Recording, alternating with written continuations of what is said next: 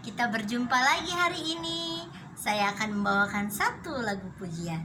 Tapi sebelumnya, jangan lupa like, share, dan subscribe agar kita tetap bertemu.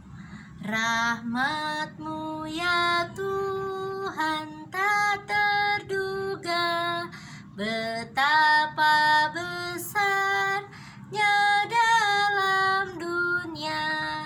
Terdapat di darat, laut, dan udara, olehnya manusia berbahagia.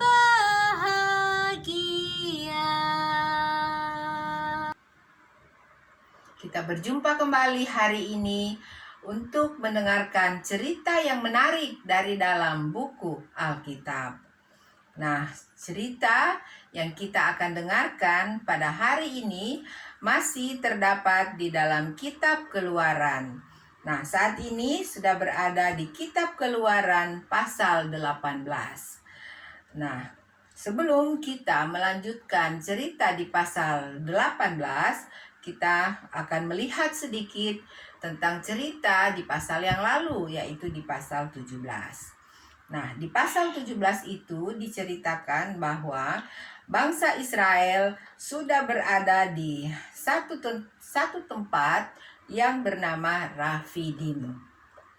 Nah, kemudian di sana mereka sempat bertengkar dengan Musa.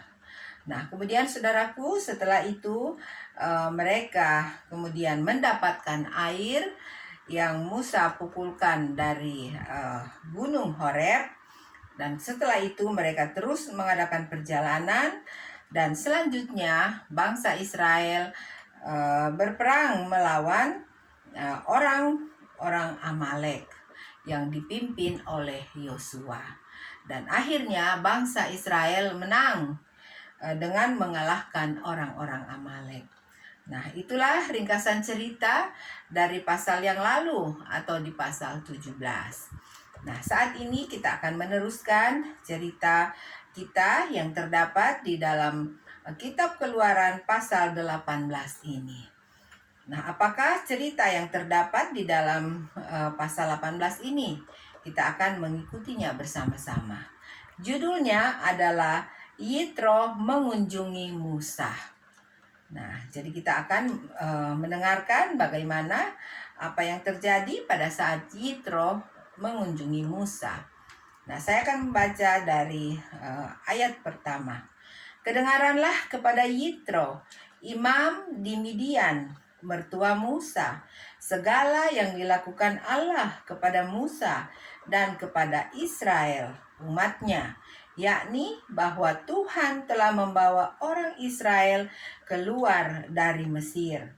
Lalu Yitro, mertua Musa, membawa serta Sipora, istri Musa yang dahulu disuruh Musa pulang, dan kedua anak laki-laki Sipora yang seorang bernama Gersom, sebab kata Musa, aku telah menjadi seorang pendatang di negeri asing.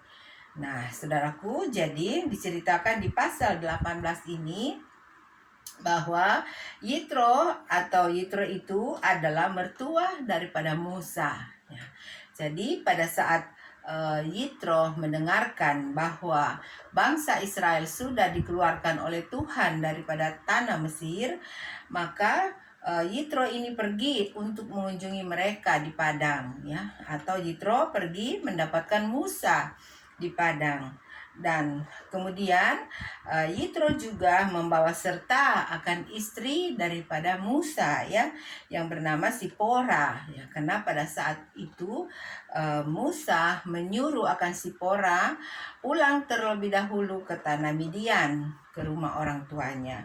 Jadi pada saat cerita ini yang kita baca tadi, bahwa Jitro membawa kembali akan istri daripada Musa bersama dengan kedua anaknya yang bernama Gersom dan Eliezer.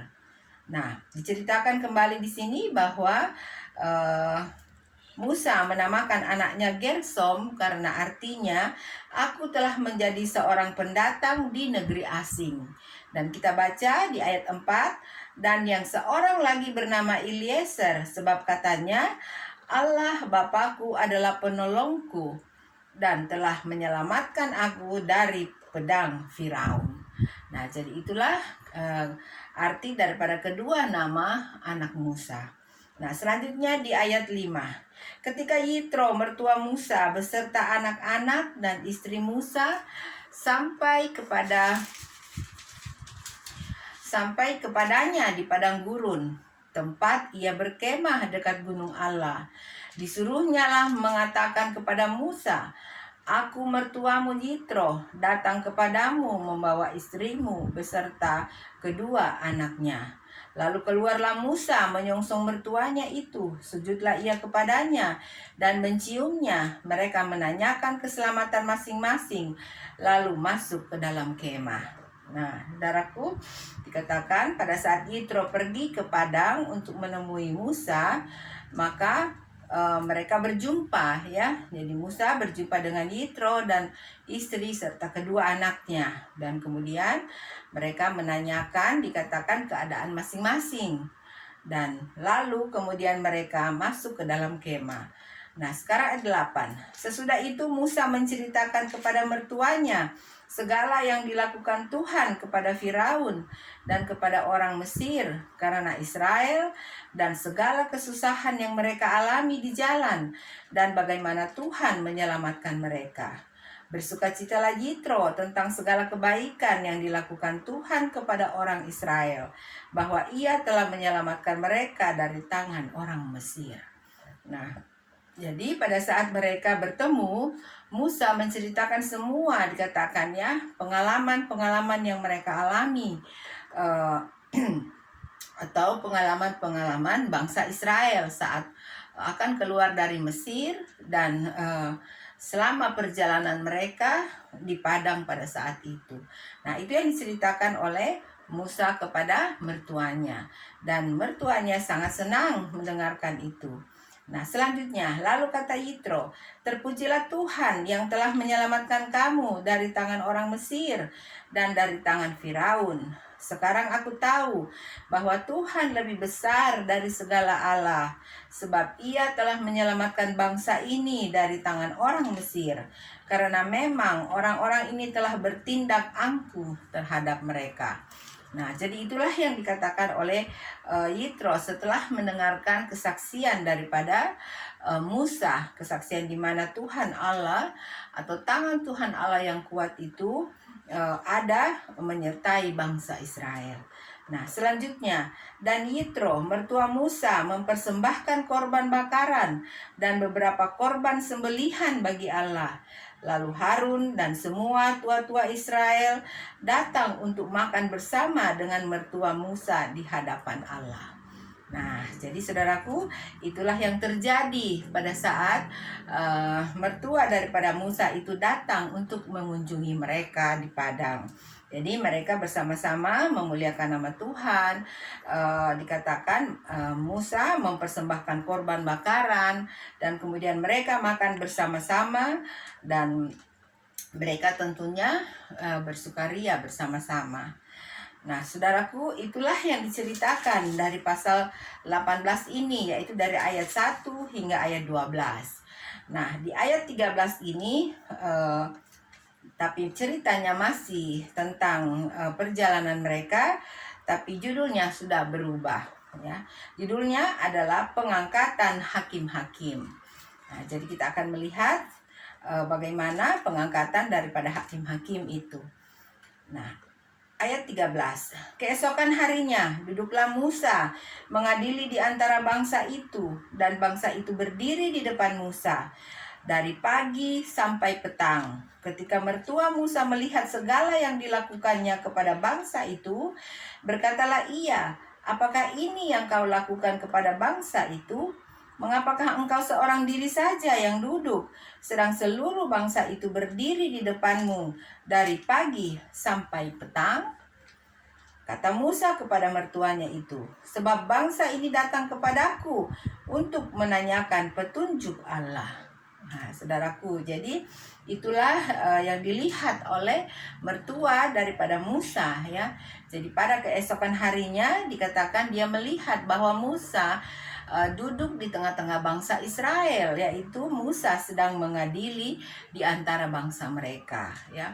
Jadi itu yang ditanyakan oleh mertua daripada Musa ini. Nah, selanjutnya kita melihat di ayat 16. "Apabila ada perkara di antara mereka, maka mereka datang kepadaku, dan aku mengadili antara yang seorang dan yang lain. Lagi pula aku memberitahukan kepada mereka ketetapan-ketetapan dan keputusan-keputusan Allah." Nah, tetapi mertua Musa menjawabnya, "Tidak baik seperti yang kau lakukan itu." Nah, jadi ini yang dikatakan oleh mertua Musa ya. Dikatakan bahwa tidak baik engkau melakukan seperti itu. Dikatakan kalau engkau sendiri saja ya, sedangkan bangsa Israel itu begitu banyak ya untuk mengadili mereka tentunya. Nah, kita akan melihat atau kita akan mendengarkan apa upaya yang dilakukan atau dikatakan oleh mertua Musa ini kepada Musa ya. Di ayat 18, "Engkau akan menjadi sangat lelah, baik engkau, baik bangsa yang beserta engkau ini, sebab pekerjaan ini terlalu berat bagimu. Takkan sanggup engkau melakukannya seorang diri saja. Jadi sekarang dengarkanlah perkataanku. Aku akan memberi nasihat kepadamu, dan Allah akan menyertai engkau. Adapun engkau, wakililah bangsa itu di hadapan Allah, dan kau hadapkanlah perkara-perkara mereka kepada Allah. Kemudian haruslah engkau mengajarkan kepada mereka ketetapan-ketetapan dan keputusan-keputusan, dan memberitahukan kepada mereka jalan yang harus dijalani dan pekerjaan yang harus dilakukan." Ayat 21, "Di samping itu kau carilah dari seluruh bangsa itu orang-orang yang cakap dan takut akan Allah, orang-orang yang dapat dipercaya dan yang benci kepada pengejaran suap. Tempatkanlah mereka di antara bangsa itu menjadi pemimpin 1.000 orang, pemimpin 100 orang, pemimpin 50 orang, dan pemimpin 10 orang." Jadi inilah saran ya yang diberikan oleh Yitro atau mertua daripada Musa itu. Dia mengatakan bahwa engkau akan capek ya, engkau akan lelah. Begitu juga bangsa Israel yang begitu banyak ya. Mereka juga tentunya akan lelah menunggu keputusan-keputusan yang Musa akan sampaikan di dalam perkara yang setiap perkara mereka itu dibawa kepada Musa. Jadi mertua Musa mengatakan bahwa biarlah kau cari daripada seluruh bangsa itu orang-orang yang cakap pertama, kemudian orang yang takut akan Allah, dan kemudian orang-orang yang dapat dipercaya, dan yang membenci atau yang benci kepada pengejaran suap ya. Jadi dikatakan tempatkanlah mereka di antara bangsa itu menjadi pemimpin ya. Jadi pertama dikatakan pemimpin untuk 1.000 orang, kemudian pemimpin untuk 100 orang, dan pemimpin untuk 50 orang, dan kemudian yang terakhir pemimpin untuk 10 orang ya. Jadi makin hari makin kecil kelompok mereka ya, dan dipimpin oleh seseorang. Nah, selanjutnya di ayat 22. "Dan sewaktu-waktu mereka harus mengadili di antara bangsa, maka segala perkara yang benar haruslah dihadapkan mereka kepadamu." Ulang, "Maka segala perkara yang besar haruslah dihadapkan mereka kepadamu, tetapi segala perkara yang kecil diadili mereka sendiri. Dengan demikian mereka meringankan pekerjaanmu, dan mereka bersama-sama dengan engkau turut menanggungnya. Jika engkau berbuat demikian dan Allah memerintahkan hal itu kepadamu, maka engkau akan sanggup menahannya, dan seluruh bangsa ini akan pulang dengan puas senang ke tempatnya." Nah, jadi dikatakan bahwa apabila kelompok-kelompok yang kecil ini sudah dibagi atas kelompok mereka masing-masing, dan segala masalah mereka itu telah mereka bawa dan bisa diselesaikan di dalam kelompok mereka yang kecil itu, dikatakan bahwa itu akan meringankan pekerjaan daripada Musa, ya. Jadi nanti apabila ada perkara yang besar yang kelompok-kelompok itu tidak bisa memutuskan, baru itu dibawa ke hadapan Musa, ya, sehingga keputusan bisa diambil oleh Musa.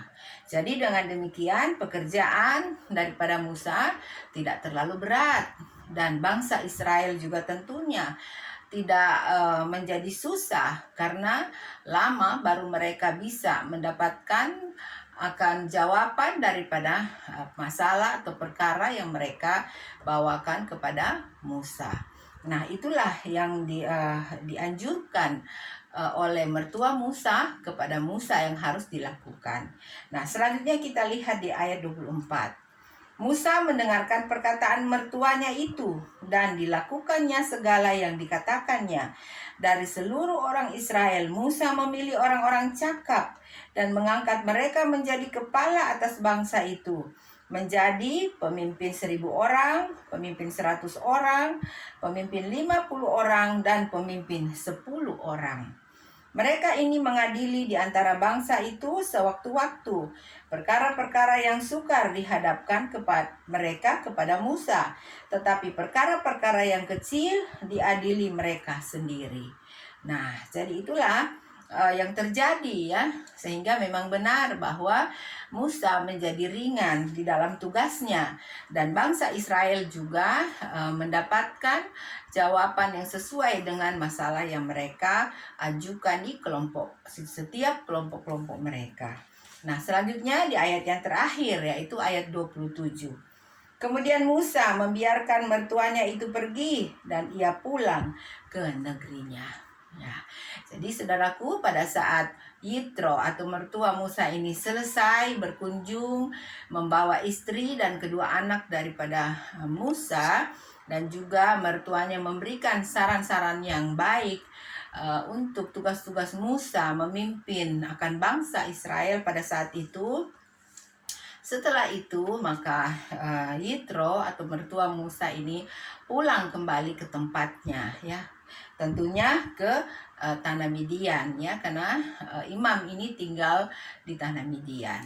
Nah, saudaraku, inilah cerita dari pasal 18, ya, yang kita dapat dengarkan pada saat ini. Nah, saudaraku, saya harap saudaraku sudah mendengarkannya dengan baik, dan sekiranya ingin mengulangnya kembali untuk membacanya dan mendengarkan video ini, silahkan.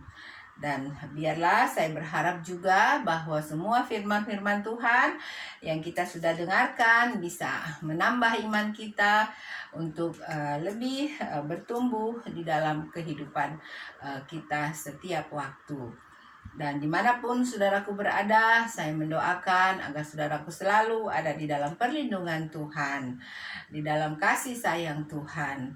Nah, saya mau katakan, tetaplah berpegang kepada ketentuan apa yang dikatakan oleh pemerintah untuk menjaga kesehatan kita semuanya, sehingga kita tetap sehat dan kita bisa menjalani hidup ini dan kita berbahagia. Terima kasih saudaraku karena sudah bersama saya untuk mendengarkan cerita yang menarik dari dalam buku Alkitab. God bless you. Bye.